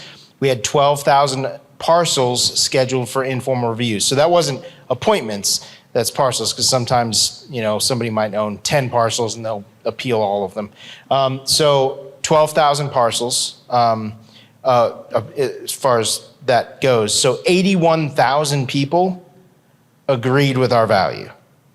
So that's that number. Going past informal reviews onto the formal appeals, we had 12,000 informal reviews. And then for the formal appeals, now these weren't overlaps, so not everybody that filed an informal review filed an appeal, and not everybody that filed a formal appeal had an informal review. So the formal appeals for that process was 6,000. So there were 12,000 informals, 6,000 formal appeals, and all of that was handled before October 15th of that year, so they were able to certify the values. So that you have already assessed the values because you're getting ready to send the notices to us this month, right? So that's in your system. We're going to receive this notice. It's going to have the value. We may or may not agree with that. We'll have an opportunity to discuss that. I think the problem is that we're not going to know the millage rate until at least November, right? And that, by far, is the most important than our value. Value, at least we can do our own search and see if the value is just about right or not. But not knowing that millage rate is very unsettling. And what's more unsettling is we may not know that until November, December. I would think by December, because the townships and boroughs will have to set their budget for the next year. But that will only give us 3 months before our first two tax bills are dropped, right? Our local tax and our county tax. And for those of us that are going to be impacted by a higher tax amount, that's not a lot of time. That doesn't even give us time to properly budget for our taxes that year. Is the 2026 date mandated, or can that be extended, say 1 year, so that people can adequately budget for the change in taxes? I think it's unrealistic to only give us a 3 or 4 month time frame without knowing. Yeah, unfortunately, in the year of a reassessment, there's not much that can be done about that. Our office does not handle millage rates. That's specific to each individual borough, school district, and to the Lackawanna County Commissioners. It does seem like a short period of time. But It is. if you're that concerned about it, then you can get on it early. Because if you don't like the result of a formal appeal, then you can appeal to the Court of Common Pleas. Okay. Now, the 30-month review period that you looked at values, I can speak for probably just about everyone in here that is just watches the news, reads the paper, has some education. They're the highest values we've experienced probably in like ever, right? COVID hit, values went through the roof, everyone was working from home, people were quitting their jobs, buying homes, prices were crazy. It was such a competitive market, and I could speak for that because I started looking for a home at that time, unfortunately. Ended up buying a home in a time period where homes were far more than what they normally are. So I definitely overpaid for my home. And now I have this on top of it. I can't understand how every property owner will not be impacted by a higher value, especially if not from the 1950s or 60s, but the last 3 to 4 or 5 years alone, right? So if their values are going to increase, which is highly likely, we're all going to be impacted by a higher tax dollar. Maybe it's one that's manageable, maybe it's astronomical, depending, I don't know. But it's just, I think, our unfortunate time that the reassessment was done in a period when we have such a market that is really high. So I would be in favor of having another reassessment at a lower price point when the market goes down a little bit, or at least levels out to where it should be. I think it's starting to go there now, but you said that ends, I think, June of 2024. So I can't see how all of us are going to be impacted by that. I think it's, I hate to say a windfall because I don't know how it's all going to end up, but it really is an unfortunate time for us. So to just address that, assessed values are going to go up because since 1968, houses are selling more than what they were 58 years ago. So everyone's values will go up, but that does not mean everyone's taxes will go up. If you remember, no, I used, everyone, you have your budget, which I would say is, you have your pie. So that's what the budget is. What an assessment or what a reassessment does is it distributes who pays what portion. And that's where your assessed values come to play. So whether your assessed values, right now, everyone still has that same size pie. We still have the same size budget, but everyone's just paying on values based on 1968. So if you were over-assessed, then you're paying a bigger portion of that pie. If you're under-assessed, you're paying a smaller portion of that pie. What a reassessment does is if you were paying a bigger portion and you shouldn't have been, now you're paying a smaller portion. If you were paying the opposite, the assessment recorrects that and it redistributes who pays what portion of that budget that's needed. So yes, assessed values will go up, but everyone in the county goes up. And that's why values have to be certified, and then the millage rates have to be correct. They have to be brought back down. Right now, assessed values are low, so the millage rates have to compensate for those low assessed values. That's why they're so high. And then once those assessed values go up, millage rates come back down because that budget, that pie, it's the same size this year, and it has to be the same size next year in 2026 because a reassessment is revenue neutral. That budget cannot change. So I hope that gave a little bit more of clarity. I know it's under. Yeah, I know it doesn't help, but it's confusing. But yeah. I had two last questions, and the last one is for Patrick, but this other one is the notices that came out, and we had the opportunity to make any changes. There are going to be people out there who, like you said, ignored it, threw it away, know that maybe you didn't recognize everything in the home and are going to say, I'm not going to let them know that there's more than really they reported, right? There's still going to be a level of unfairness out there. There would have to be. You're not in the home to know exactly, and then you're relying on each homeowner to be honest, and let's face it, not that they want to be they're intentionally deceptive, but if they know that it's going to cost them more money, they're going to be reluctant to share more information, right? Sure. How do you account for that unfairness in the process? So we take several approaches to try and account for that. First and foremost is we look at the MLS. We see if there's anything for sale. We know based off of our experience and our what we've done throughout other counties in the state of Pennsylvania, that, we can look at, like an example I gave was a 6,000 square foot home. I know that house has more than one bathroom in it. And whether I received a data mailer or not, I'm going to make that correction. If I come upon that parcel and we run edits after edits. And so we are constantly reviewing everyone's information, all classifications throughout the county. So it's not that we don't go and, visit a property and then we enter the information and then we send you a data mailer and then that's it. We are constantly looking at these neighborhoods and everyone's property, and we have multiple people doing it. And we're still looking at them, and we will still be making changes throughout this process. If we see a neighborhood, we have, 3 people come into an informal review and they make corrections, and this woman is in a townhouse, in a townhome. And we know that if she comes into appeal and she provided us proof that she actually has 2 bathrooms and not 1.5, and we had everybody at 2 and not 1.5, we're gonna make the change for everybody, because we know, based on what we got from the manager's office, something must have been wrong. We're still making those corrections. That's why we say the value is a tentative letter. It's a tentative letter of value, because that value still can change. And it's not until you get your value in the summer that the county has approved that's what it's going to be, unless you appeal and you have a formal appeal. We're still making those changes. We're still looking at the data.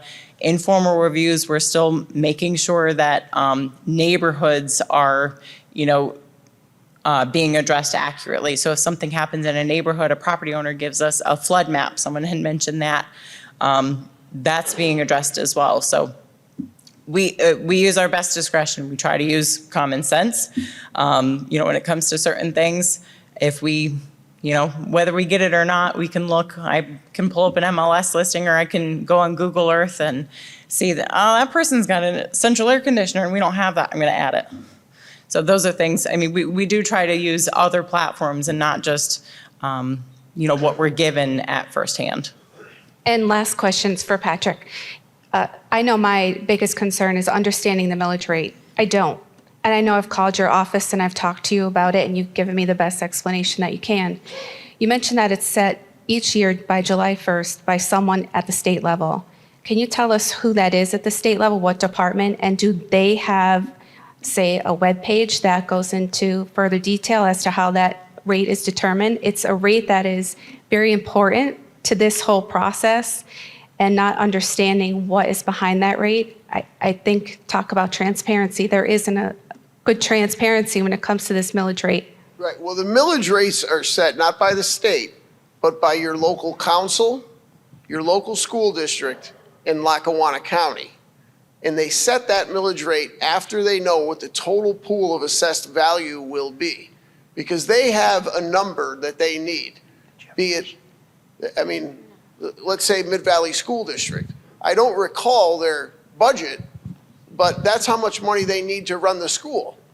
So if the previous assessment pool was, say, $50 million, and they need $10 million, well, the millage rate will be 20% or 0.2%.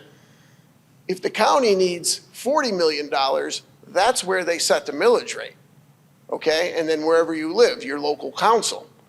So because that pool is going to be so much bigger for 2026, the millage rate has to come down. Again, they're not businesses. They're not trying to make profits. They have a required budget that they need to meet. And if they have a much bigger pool now, the millage rate must go down. Oh, right. The OCLR. Yeah, the common level ratio and the STEB rate, that's the State Taxation and Equalization Board, is set by the state. And it changes every year based on your base year, because every year your base years goes back 1 year further. That's sent to us. It's published on our website, the current common level ratio and the current STEB rate. You can look that up right now for 2025. The State Taxation and Equalization Board. That's why we call it the STEB rate. STEB.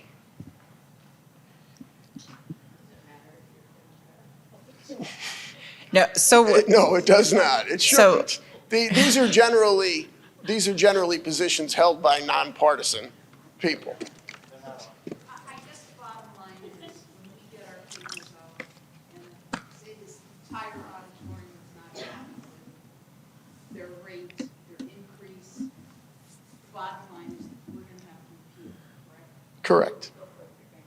Yeah, for an informal appeal and then a formal appeal, correct. And even going as far as going to the county to appeal, correct? Well, you mean to the court? The court.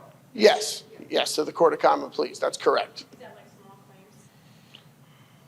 No, it's not the small claims court, it's a separate court. Yeah, the Court of Common Pleas is Taxes, property taxes. yeah, they do handle that, falls within their purview. And if you are in a flood zone, does that impact you? It should for the overall property value, because if you wanted to sell your home and it's a known flood zone, then no one's gonna pay you more than they think it's worth in a flood zone. yeah. Right. Should I take it back? So I'm probably the worst person to have the microphone at this point. I'm part of Mid-Valley's school board who has to set tax rates. And what we're hearing is that we can't set the rates until November, or we can't honestly know what the millage rates are going to be.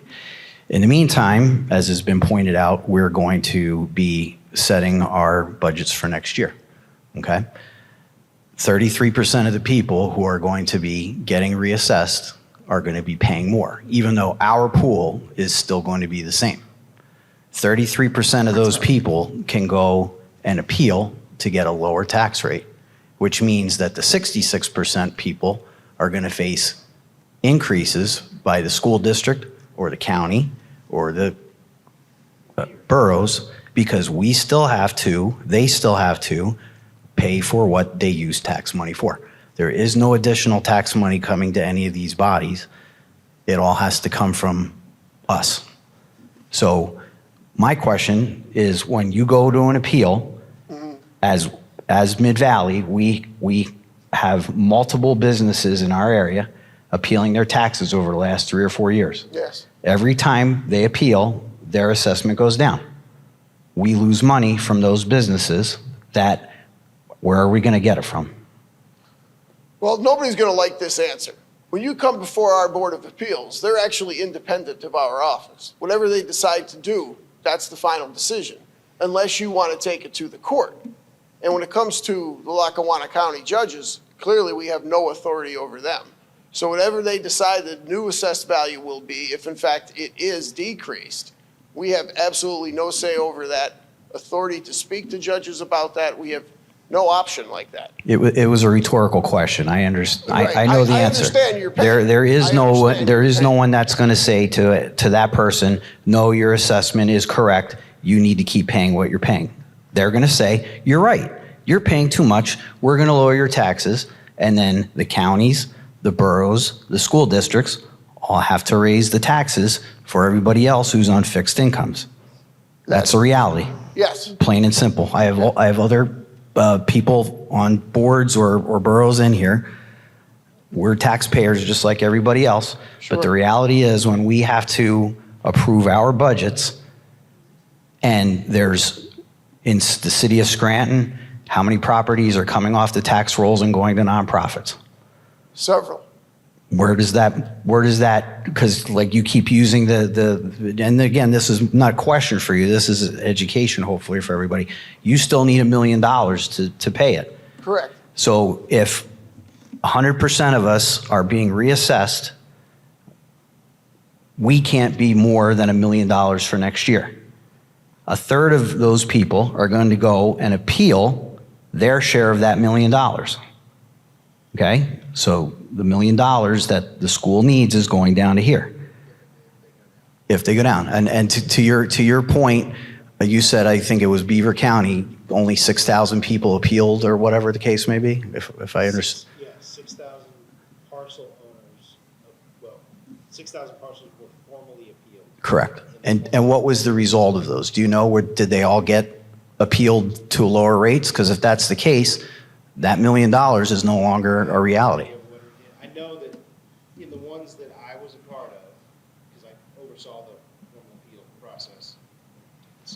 In the appeals that I was a part of, it was about 20% went up, about 20% went down, and about 60% stayed the same. So the people who appealed, Yeah. they actually had to pay more than what they were. Some of them did, yeah. Well, shame on them. Yeah, because when they come in, when you file for a formal appeal, just so you know, that board can make your assessment stay the same. They can cause it to go down, or they can cause it to go up. And if it goes up, you're going to pay more in taxes. If it goes down, you're going to pay less. If it stays the same, it's going to be about the same. So of the ones that I was a part of, there were quite a few, and a couple of them were big corporations. I didn't, but the board actually raised their assessment. And I understand, I completely get it that none of the mills that are going to coincide with our new assessed values are going to be able to be set, shared, whatever you want to call it, until November. But, this chart up here, when we get our tax bills, or I'm sorry, our proposed new assessments in March, wouldn't it make sense to say that my property, which was assessed at $22,000, I believe, my new valuation is going to be $100,000. So that's going to be a however many percent increase. What is the average increase for the whole county? But to somebody else's point, you should know in theory how close you should be able to predict how much the whole assessment process is going to change the values by. I know it's still a working game, but you could potentially give everybody a rough idea of how much it's going to go up. All we can do is do the tentative values for each one. I don't know what the whole aggregate is going to be until June 1st. I honestly don't. No one does. Microphone? Sorry. We won't know what the actual total aggregate value is going to be until June 1st. There's no way for anybody to know. So we don't know what the, even if you were to go neighborhood by neighborhood, we won't know, like, let's say you live in a neighborhood and you live in a neighborhood and the neighborhoods are totally different. Your neighborhood may go up differently than his. So there's no way for us to know where that's going to go except on an individual basis, which is why the tentative value letters are going to be sent out. After the process is done, once everything's formalized, once the assessment office, certifies the values and everything, then you'll be able to look at the entire work file and be able to make those determinations. But until that happens, there's no way to know. But we're hearing we're not going to get that information until next year. So again, we're going to have informal processes with you guys to come up with our individuals, but it's not going to have any knowledge of what the taxes are going to be next year. Yeah. So I think you can hear the frustrations from the people in the audience here. Not just the taxpayers, but the bodies that have to set the mills and everything as well. Thank you. You, sir.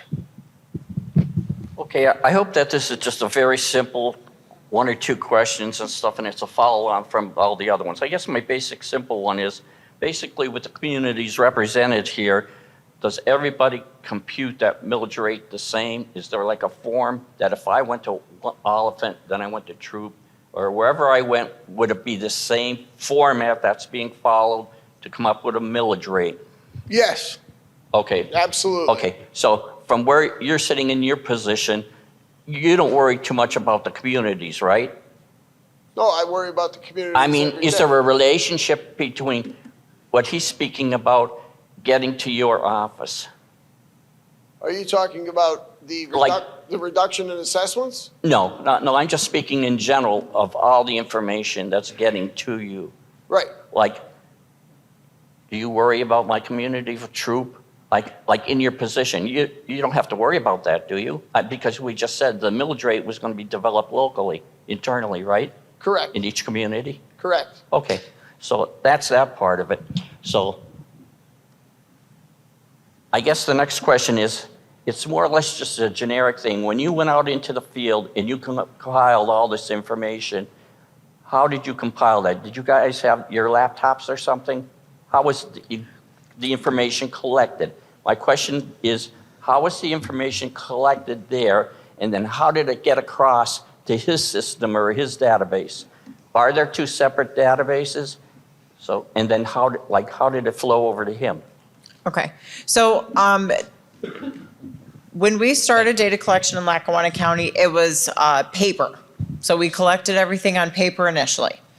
Then, and what would happen is we had our data collector go out, they would have a property record card, they would draw a sketch of the property from taking their exterior measurements of the home, and then they would bring that information to the office, and we would type it into the county's CAMA software, the Computer Assisted Mass Appraisal software. So we work out of a separate tax year from what the county currently has. When a reassessment company comes in, so we work in future tax years, and ours is 2026.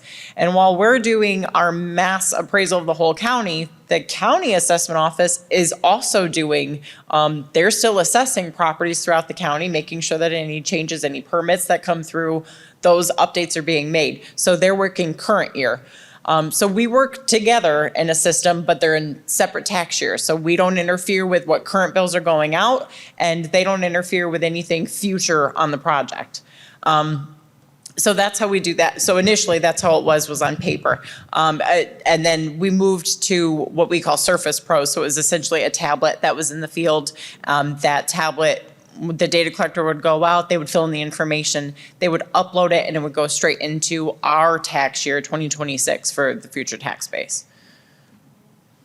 Okay. I believe this question is for Mr. Tobin.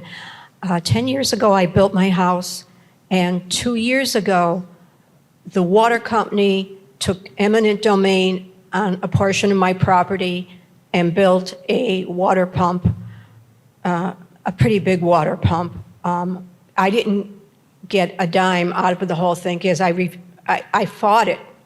My question is, should I have went and filed an appeal to have my taxes lowered? Yes.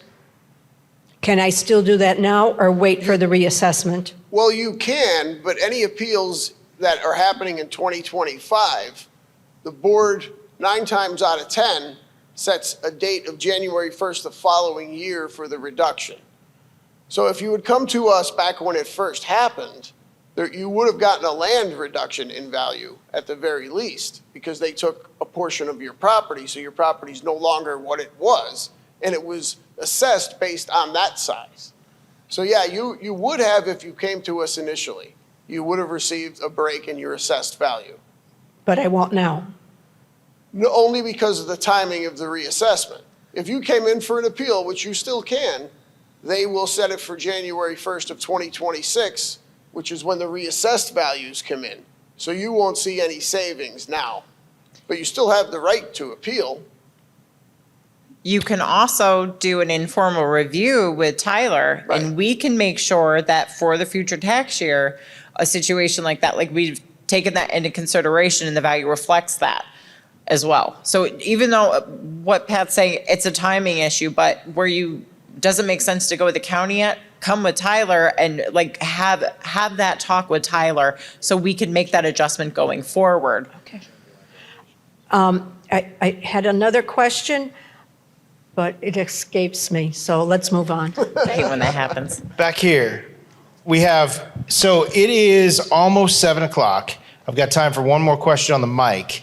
And then basically what we'll do is if you have any other questions, anybody in this room, if you have any questions, Pat, myself, and Samantha are all going to stay. We're going to be down there.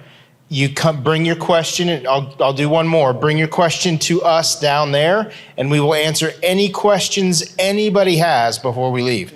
So, and that's with any public meeting. So we're always available afterwards. We'll answer any questions you have on one-on-one basis. And we'll be available after this. There was one other question up here I thought I saw.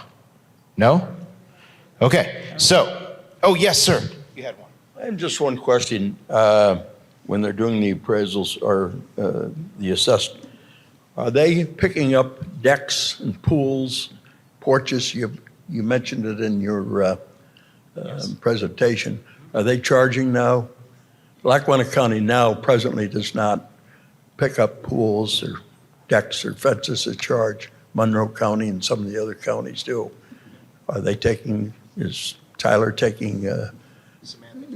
So we are looking at decks and open frame porches and closed frame porches. Pools, another question. If it is an in-ground pool, we would be assessing those as well. If it's an above-ground pool, we are not assessing those. Thank you, everybody, for coming. If you do have questions again, please come down. We'd love to meet you and talk with you and answer any questions that you do have. Thank you for coming. Have a good evening. Thank you for coming.